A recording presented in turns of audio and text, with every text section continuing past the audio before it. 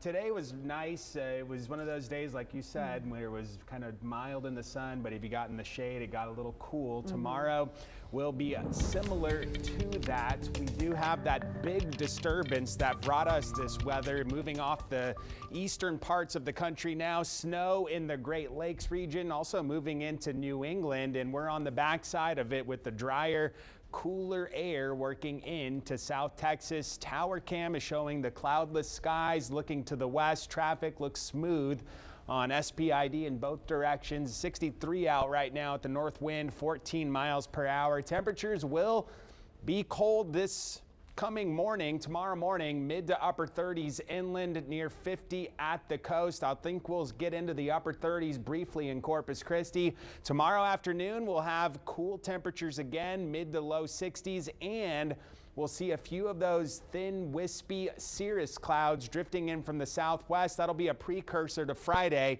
Clouds will thicken up. Temperatures won't be quite as cold because of that in the morning. Mid to upper 40s, low 50s, and we'll stay in the mid to low 60s on Friday. So we stay on the cool side until the weekend comes around. We're going to see those south winds come back. A little spritz of rain possible on Saturday, but it'll be breezy, and that's what will spur the warming trend into Saturday. We'll get a weak front stalling as it approaches South Texas, and that's going to be why I think Sunday gets so warm.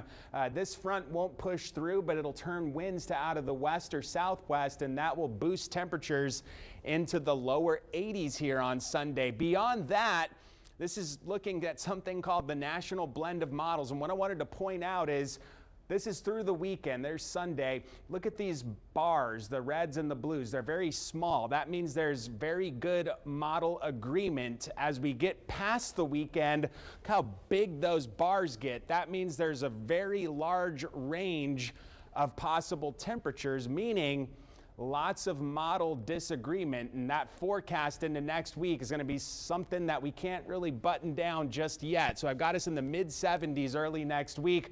For sure, though, we're going to get into this warming trend for the weekend. Low 70s Saturday, not as cold at night either into Saturday, Sunday, with a high of near 80 on Sunday. With those south winds coming in, we'll also observe more humidity into the weekend, and you'll still get some mileage out of those sweater weather through Saturday morning, back into the 60s for overnight lows by Sunday and Monday of next week. Tonight, 39, going to be cold with a light breeze from the northeast, 5 to 10 miles per hour. Tomorrow morning, after that sun heats things up, it's not going to get overly warm at all. You may need the jacket all day long. Low 60s. I've got 61 for a high tomorrow. That northeast wind fairly light, so just a little bit of chop on the water.